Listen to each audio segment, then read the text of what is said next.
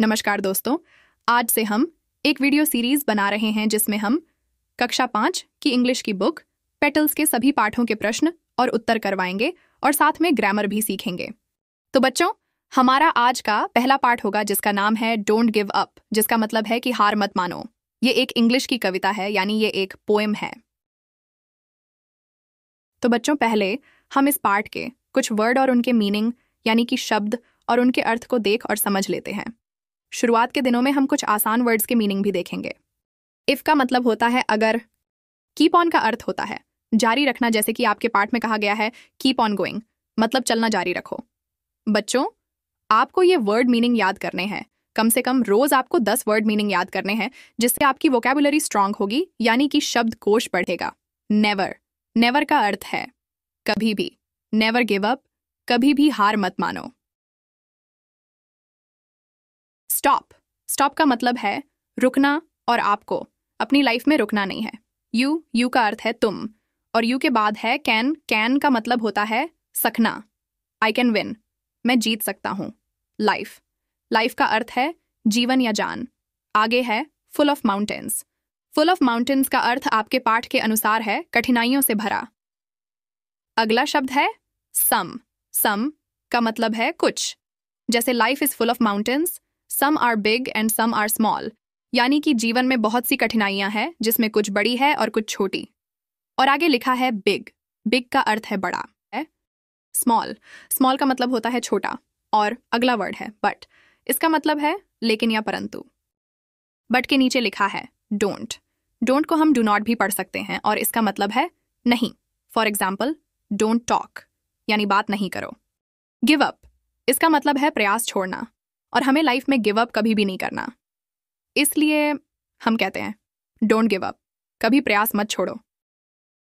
Overcome, overcome का अर्थ है सफल होना या किसी समस्या से बाहर निकलना।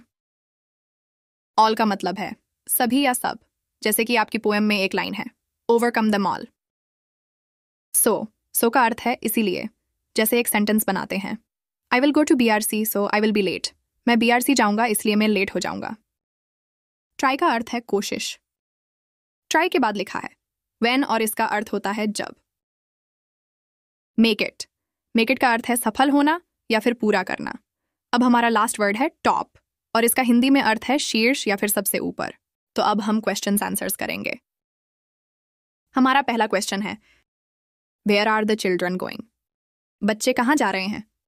और इसका आंसर है children are going at the top of the mountain. बच्चे माउंटेन के शीर्ष पर जा रहे हैं। Question number 2, what does the word mountain mean in the poem? इस कविता में माउंटेन शब्द का क्या अर्थ है? Answer, the word mountain in the poem means difficulties.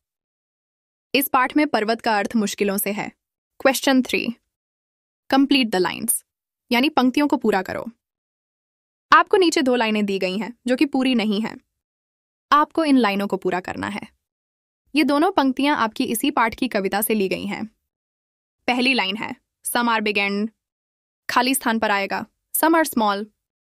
अगली लाइन है यू कैन मेक इट, और खाली स्थान पर आएगा to the top. Question 4, what do you learn from this poem? आप इस कविता से क्या सीखते हैं? Answer, we learned from this poem that we should not give up without trying. हम इस कविता से यह सीखते हैं कि हमें बिना प्रयास किए हार नहीं माननी चाहिए। अब हम राइमिंग वर्ड्स करेंगे। राइमिंग वर्ड्स का अर्थ होता है तुकांत शब्द। अगर 2 शब्दों की अंतिम ध्वनि एक जैसी हो तो वे राइमिंग वर्ड्स कहलाएंगे। जैसे पहले नंबर पर लिखा है स्टॉप, और इसका पोएम के अनुसार राइमिंग वर्ड होगा टॉप। ऐसे ही बाकी शब्दों के राइमिंग होंगे। स्मॉल का होगा फॉल, गोइंग का होगा सोइंग, गिव का होगा लिव, कीप का होगा वीप, और अंत में अब का राइमिंग वर्ड होगा कप। राइमिंग वर्ड्स के बाद हमें करना है रीअरेंज इन करेक्ट ऑर्डर। आपको 4 पंक्तियां दी गई हैं, परंतु इनका क्रम ठीक नहीं है। आपको अपनी कविता के अनुसार इन पंक्तियों को क्रम से लगाना है।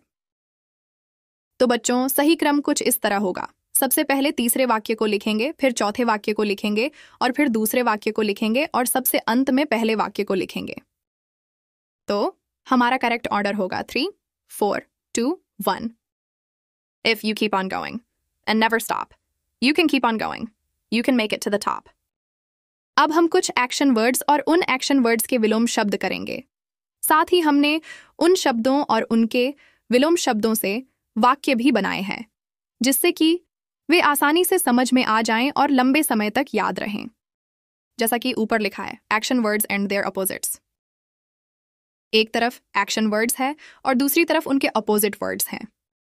तो सबसे पहला वर्ड है turn on. Turn on the tap. Hindi में हम बोलते हैं नल खोल दो। इसका अपोजिट होगा टर्न ऑफ द टैप, यानी नल बंद कर दो। अगला वर्ड है switch on. Switch on the fan. हम हिंदी में बोलते हैं कि पंखा चलाओ। इसका अपोजिट होगा स्विच ऑफ द फैन, यानी पंखा बंद करो। तीसरे नंबर पर लिखा है पुट ऑन योर कोट, यानी अपना कोट डालो। और इसका विलोम होगा टेक ऑफ योर कोट, जिसका हिंदी में अर्थ है अपना कोट उतारो। अगला शब्द है light on. Light on the match stick. माचिस की तीली जलाओ।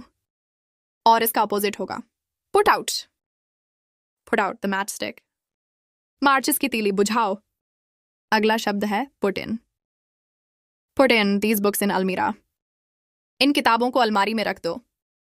इसका अपोजिट होगा take out. Take out these books from अलमीरा। इन किताबों को अलमारी से निकालो। दोस्तों, अभी के लिए बस इतना ही। अगली वीडियो में हम नाउन यानी संज्ञा के बारे में सामान्य बातें जानेंगे। तब तक के लिए गुड बाय।